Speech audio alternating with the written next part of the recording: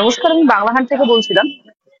যে কসবা কাণ্ডের যে কেসটা হয় সেই কেসটাতে যে অভিযোগকারী তিনি অভিযোগ করছিলেন, এবং সেই সময় যে ঘটনা ঘটেছিল সেই দিন ঘটনার ঠিক আগে আপনার উপস্থিতি ছিল বলে তিনি দাবি করেছিলেন।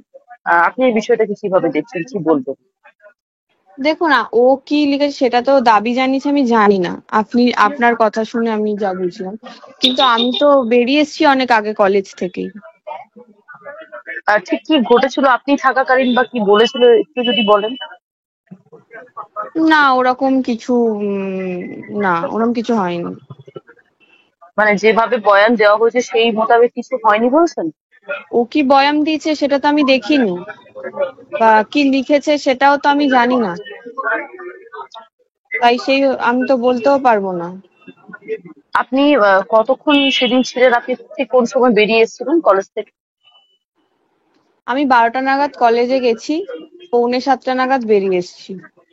সেই সময় কি ওই অভিযোগকারী ছিল, যে যিনি অভিযোগ করছিলেন তিনি ছিলেন? মানে আপনি ওনাকে দেখেই বেরিয়ে চলে এসেছিলেন? খেয়াল করিনি আমি।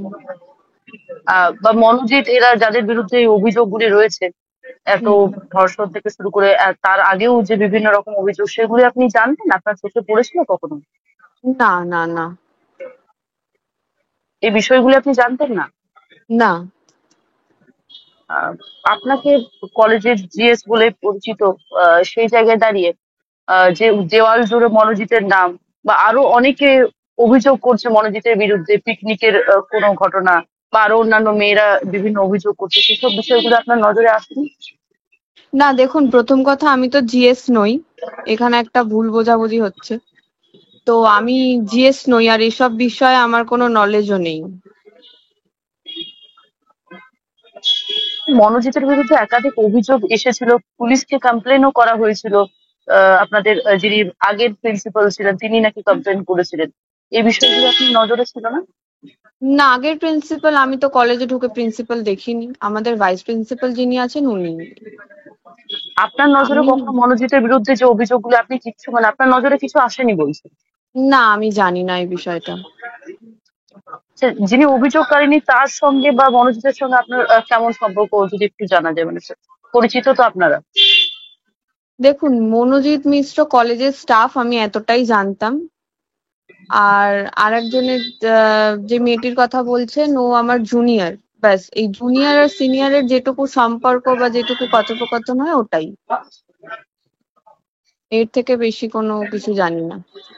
আচ্ছা, একটা জিএস পদে টোপ দেওয়া হয়েছিল তাকে, এই বিষয়টা আপনি জানতেন? জিএস পদ কাকে দেওয়া হয়েছিল আমি তো জানি না। মানে টোপ দেওয়া হয়েছিল, সেই জন্য সেদিন ডাকা হয়েছিল সন্ধ্যেবেলা, এই বিষয়টা না, আপনি এটা জানতেন? আমি জানতাম না, না, জানি না এই বিষয়ে। আচ্ছা, দেওয়াল জুড়ে যে চারিদিকে মনোজিতের নাম, আপনি বলছেন উনি একজন নর্মাল কর্মচারী বা স্টাফ, একজন মানে একজন হুম। স্টাফের এরকম প্রভাব প্রতিপত্তি থাকতে পারে? কি আরেকবার বলুন।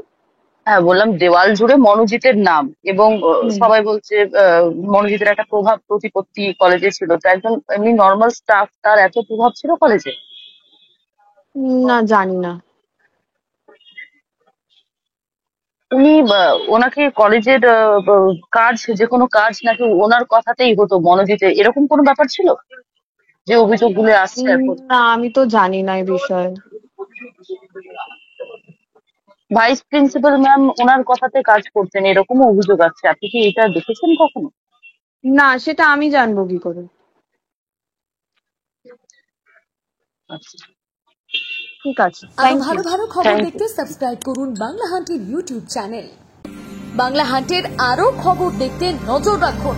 বাংলা খবর মানেই বাংলা হান্ট।